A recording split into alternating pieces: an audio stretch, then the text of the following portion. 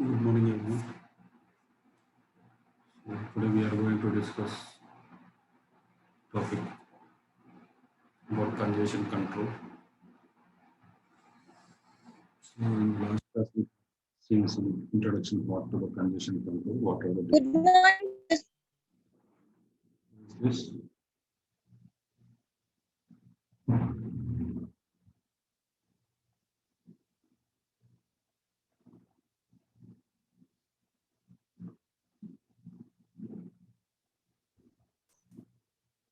Okay. So congestion control is being discussed today. So what is congestion? What are the different policies that are part of congestion control or congestion? So let us see some of the details here. So before we get into the controlling mechanism of conversion, first let us see what is congestion is nothing but too many packets are waiting at particular router position. Here you observe one diagram. This is a diagram. These are all subnets. So they are internally connected with the switches here. You observe here, these are switches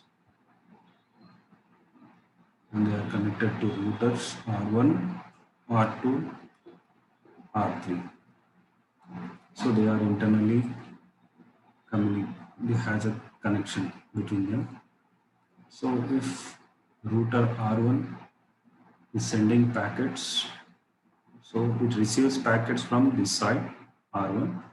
So R1 is sending packets from here R1 to R2.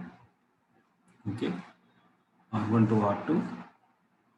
So what happens here is there are group so many packets are sent by the R1 router. So R2 is being flooded with number of packets. So what happens here is the performance of the R2 will be degraded and some of the packets may be lost.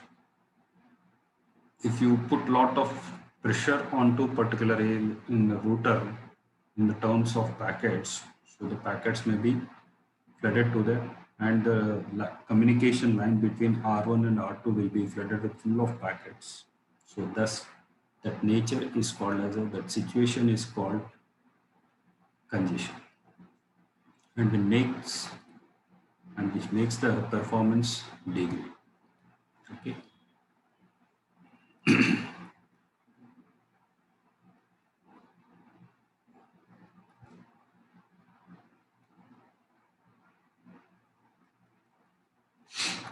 Coming to the next slide. So now, what are the control mechanisms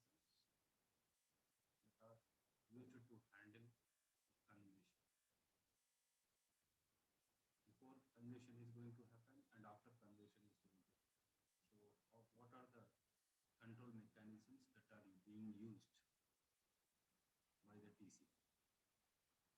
So, the congestion control, it is one of the, or it is talking about the techniques and mechanisms that can either prevent congestion before it happens or after it happens. So congestion control mechanism is nothing but controlling congestion before it happens or after it happens. So what are the control mechanisms that can be applied? What are the policies that are applied? What are the protocols that can be applied to prevent congestion or after congestion hasn't happened, how to avoid that one or how to remove that congestion? Okay. So congestion controlling mechanisms are of two types: open loop congestion control and closed loop congestion control. So open loop congestion control, it is one kind of mechanism where we are trying to prevent the cause of congestion by applying certain protocols and policies. Now coming to the closed loop congestion control protocols, in this we will be trying to remove the congestion after it has been attained due to some kind of a problem or due to some kind of a congestion which is over the net. Let us see. So what is open loop congestion control? What happens in open loop and what happens in closed loop? In open loop congestion control, the policies which are applied to prevent congestion before it happens. So open loop congestion control, it is used, the policies which are being used in congestion control protocol, open loop congestion control protocol.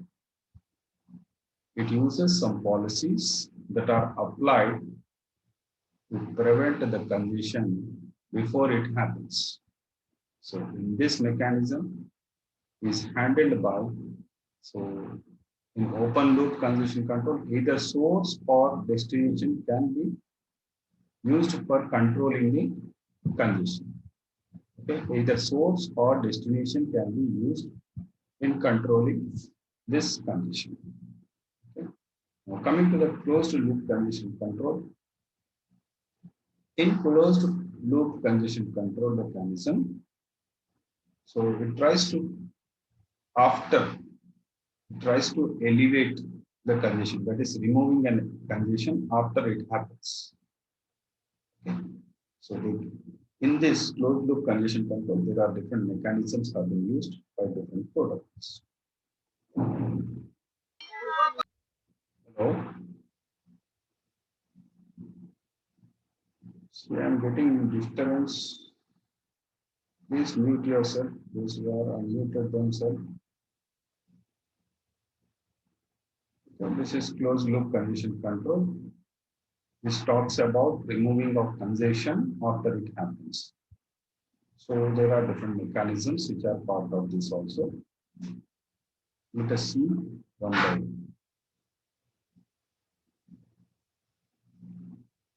one. See.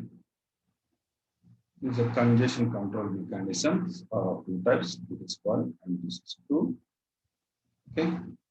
Now under open loop congestion control, there are policies which are used here. A, that is retransmission policy, window policy, acknowledgement policy, discarding policy, and admission policy. So these are coming under open loop congestion control policies or protocol. Now coming to the closed loop, it has back pressure, choke packet, implicit signaling, explicit signaling. So congestion controls are controlled by, congestion can be controlled by open loop or closed loop. Open loop contains the policies like retransmission, window, acknowledgement, discarding, admission. Coming to the closed loop, the policies which are applied are back pressure, choke packet, implicit and explicit signaling. Okay, let us see one by one. So first we will see retransmission policy. So retransmission policy is unavoidable sometimes. Why? Because if a sender feels that if the packet sent is lost or corrupted, so compulsory it has to be retransmitted. So it is not avoidable, it is unavoidable. Okay. So you have to compulsory retransmit. So the packet needs to be retransmitted. When, if the sender feels that the packet is lost or corrupted, then the packet has to be retransmitted. So the retransmission of packets from the communication line, that is from sender to receiver. So what happens if you are retransmitting the packet which has been lost or corrupted? It will increase the traffic on the line. Okay, it will increase the traffic on the communication line. So already there are some of packets are traveling through the communication line. So retransmitting of the corrupted or that is lost packets in the network, it may lead to congestion also. But if a retransmission uses a proper policy, okay, if a good retransmission policy is used, it can avoid this congestion, or it can prevent the congestion which is going to be happening because of retransmitting of lost or corrupted packets. Next. Actually, retransmission policy and the retransmission timers, these are the two things must be designed in such a way that it can optimize the efficiency in preventing congestion. So retransmission policy as well as there will be a timer. So see, timer is part of a good retransmission policy so that it can avoid the congestion or prevent the congestion. So this is about retransmission policy. Now coming to the window policy. So according to the window policy, there are two things to be noted. First one is selective repeat, okay, selective repeat or go back and windows. So according to the window policy, selective repeat is better than go back and because these both are congestion control mechanisms. Okay, both of them are congestion control mechanisms. They are used for preventing the congestion, which are part of the window policy. Now coming to the go back end, what will happen? Because selective repeat is being a better than go back end, why we are discussing selective repeat is better. So let us come to the go back end window. It is one kind of a window policy. Then what happens here is a timer for a packet expires. Okay, when the timer for a packet has expired, so what happens? Several packets may be resent again, although some of them may have safely arrived at the receiver. Okay, what happens here is when a particular packet has been sent, okay, what happens? The time for the packet to travel on a particular communication line has expired. So what happens? The packet will be lost. Again, we have to resend that packets. Like this, if the packet is not reaching the receiver, before reaching the receiver, the time of the packet to reach the receiver has been expired. So what happens? Like this, several packets may happen like this. So due to this, again, the same packet has to be resent again. So what happens here is some of them may be arrived here. Some of the packets which have been arrived at the receiver also may be resent again. So what happens? Duplication is done.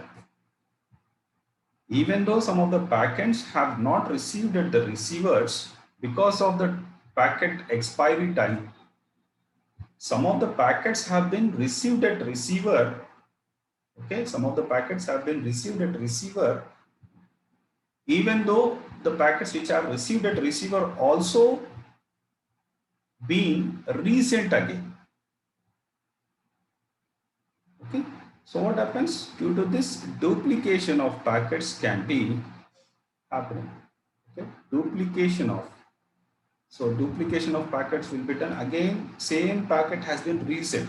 So what happens? Resending of duplicated packets will increase the congestion and it will make the congestion even worse.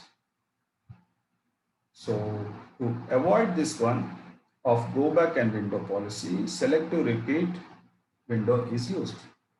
So what happens? It tries to send the specific packet according to selective repeat window policy. It will try to send the specific packet that have been lost or corrupted. That's it. It will not send the packets which are timed out, that is lost, which will be already received at the receiver side. Okay, it will not resend the packets which have been already received by the receiver. It will send only those packets which are lost or corrupted in the traffic. Okay, that is the selective repeat window policy which is being used to prevent the congestion. Now next, coming to the acknowledgement policy. So according to acknowledgement policy, if the receiver, okay, the sender and there will be a receiver, what happens here is, if receiver does not acknowledge the sender, okay, if receiver does not acknowledge every packet it receives, it may slow down the sender and help the prevent congestion. So this is what acknowledgement policy, which is used to prevent the congestion.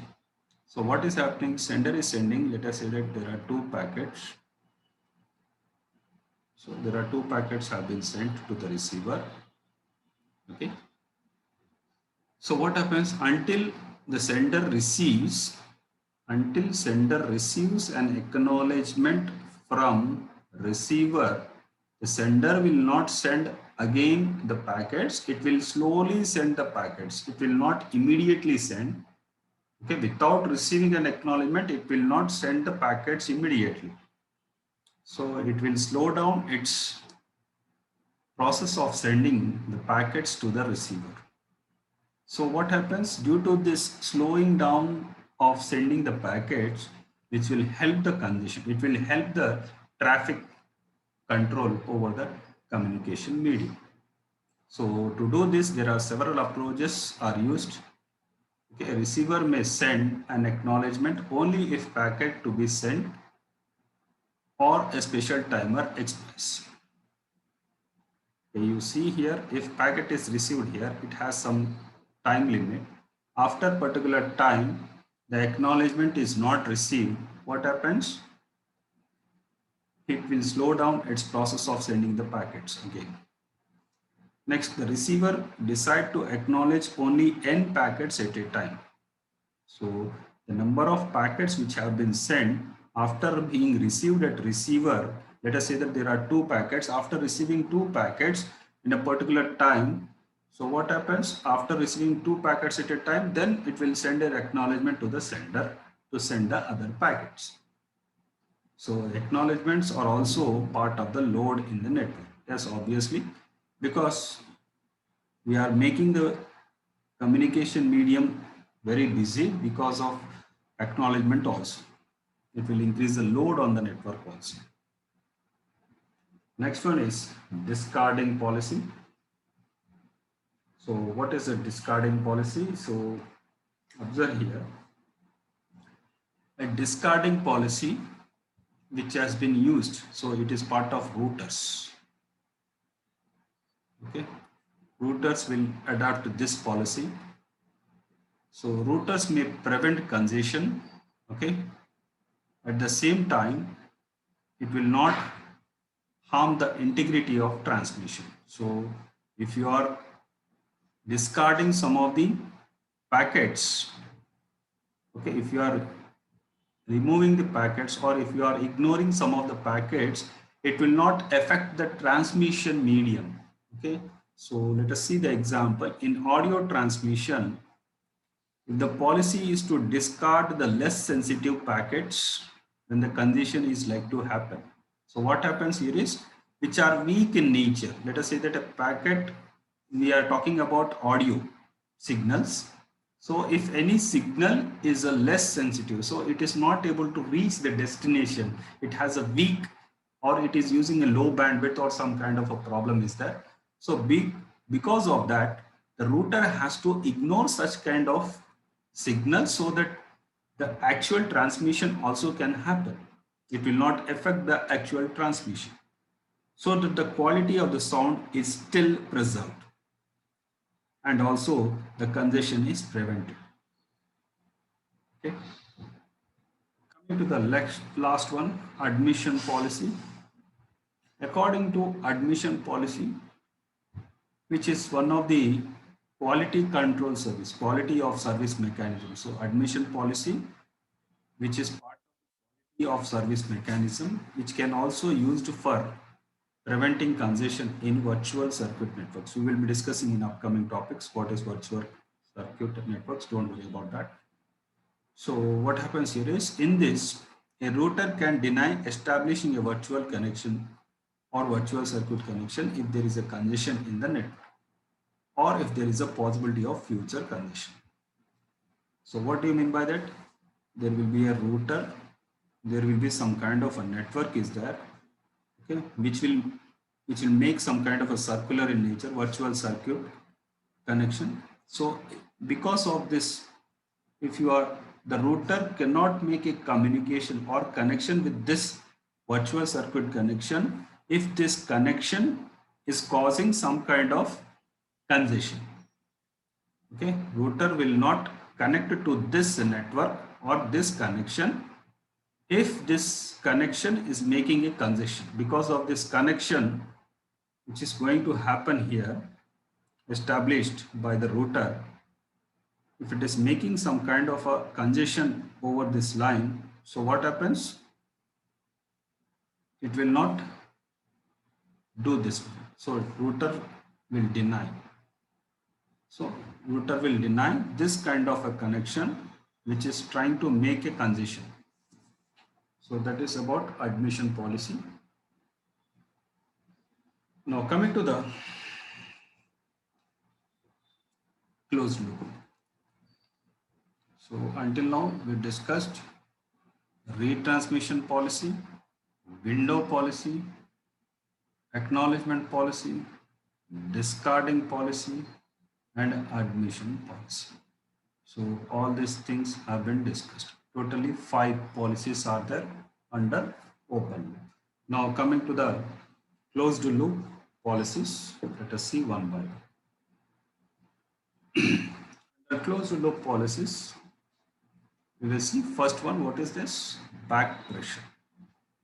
So according to the back pressure, it is a congestion control mechanism.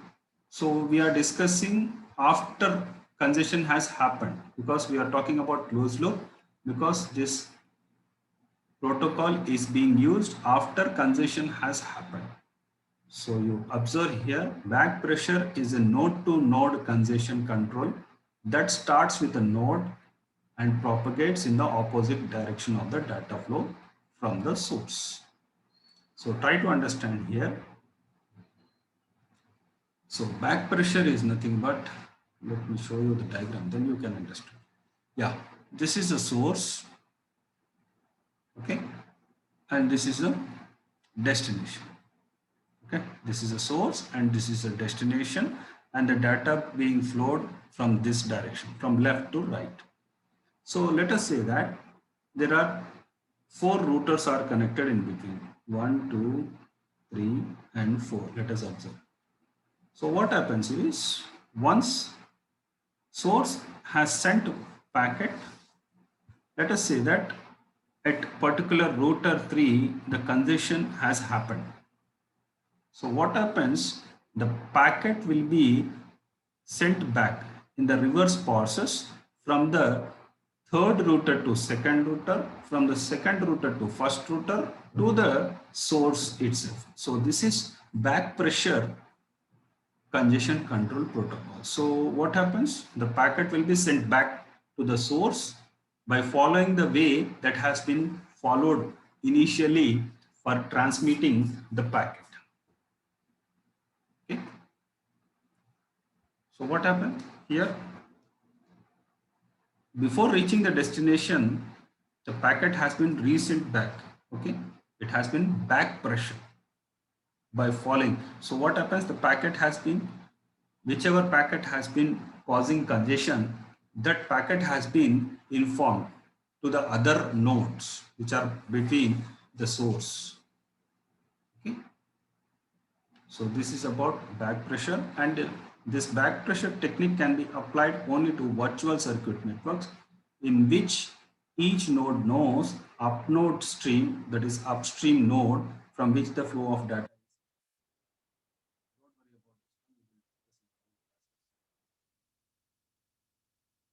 Coming to the second one, as part of closed loop congestion control, that is choke packet. A choke packet is nothing but a packet which is sent by a node in form of its congestion.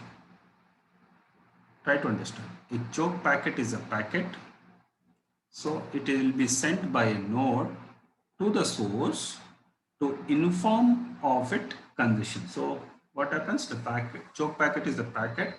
It will inform the source station that I'm involved in the congestion. So it will inform about the congestion.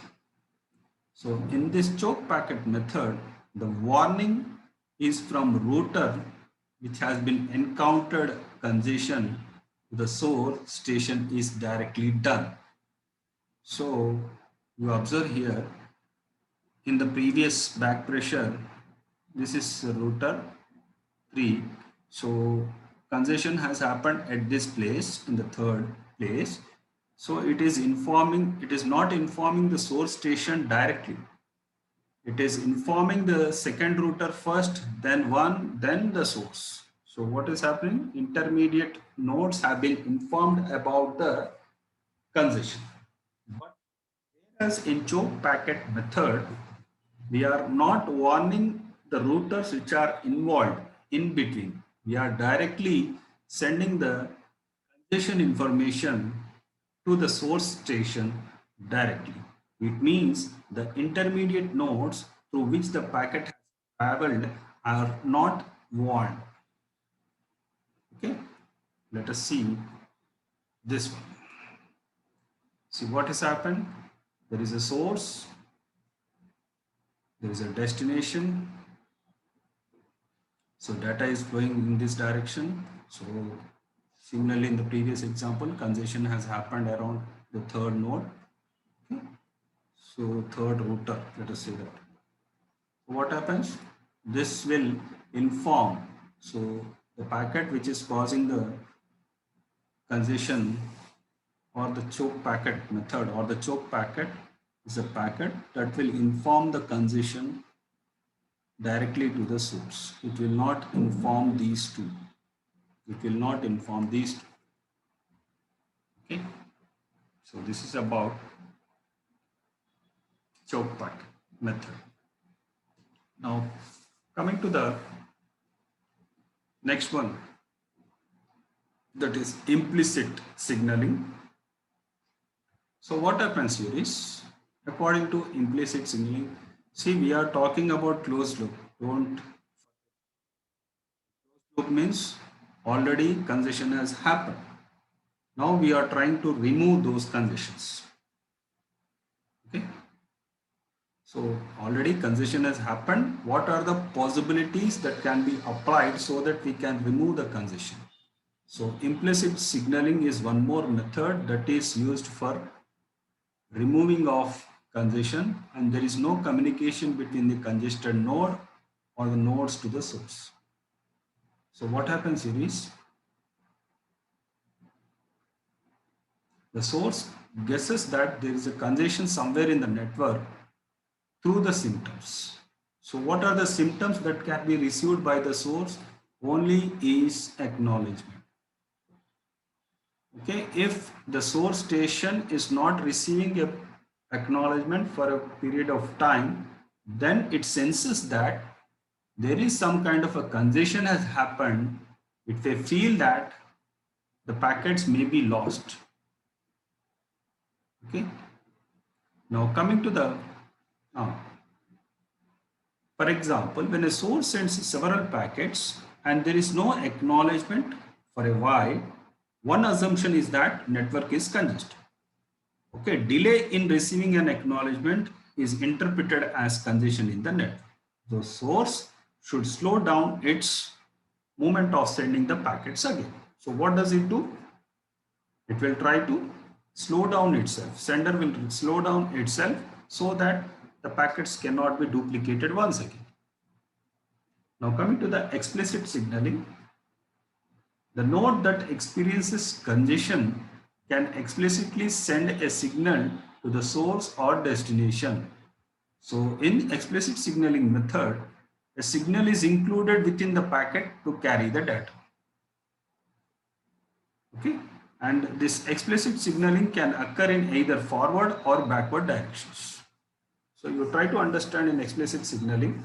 In the previous implicit signaling, it is sensing the congestion. In implicit signaling, it is not explicitly knowing that, it is not being advertising that there is some kind of a congestion has happened in implicit signaling. Now coming to the explicit signaling, it is trying to advertise the node or the packet. The node will be sending the packets. The packet will contain, okay, the packet will contain a signal, okay, which is congestion signal. Okay, it contains a proper signal.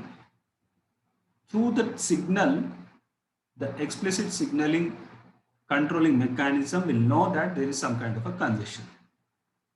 So not only the packet is carrying the data, but also it carries a signal which will show you the congestion signal also. And this signaling is done either forward or backward. Forward or backward directions. Okay. These are all about congestion control mechanisms.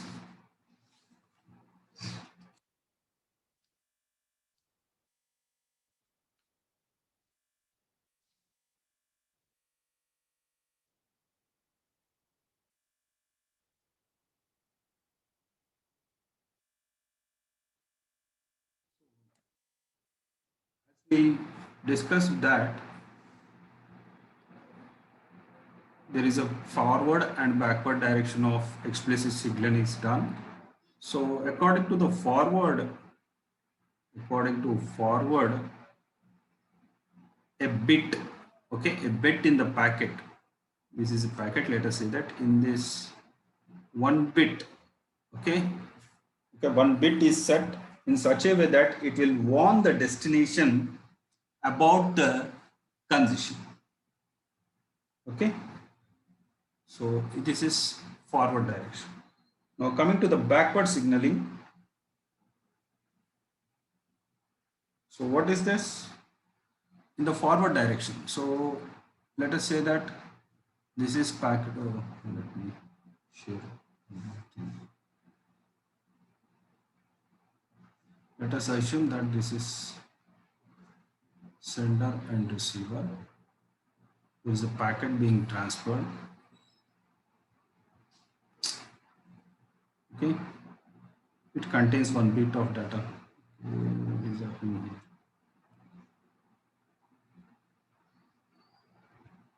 There is a communication here. There is a packet. There is one bit is there. Okay. According to forward, what happens? According to forward explicit signaling, if a packet, among the packets, one bit will be set in such a way that it will inform the receiver in the forward direction about the congestion.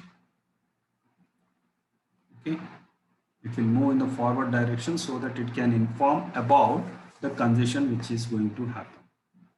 And next, we are talking about backward signaling.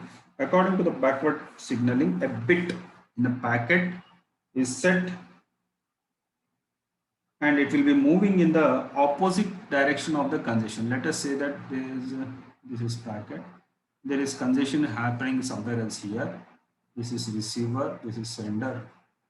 Okay, before it reaching the receiver. So what happens? This is the place where the congestion is happened. So there will be one bit which is set in such a way that it will move in the opposite direction. Okay? It will move in the opposite direction of the congestion.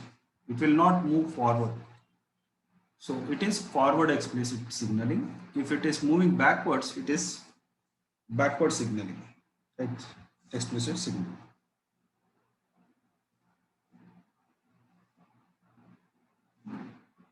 Okay, this is all for today. In the next class, we are going to discuss about fourth unit.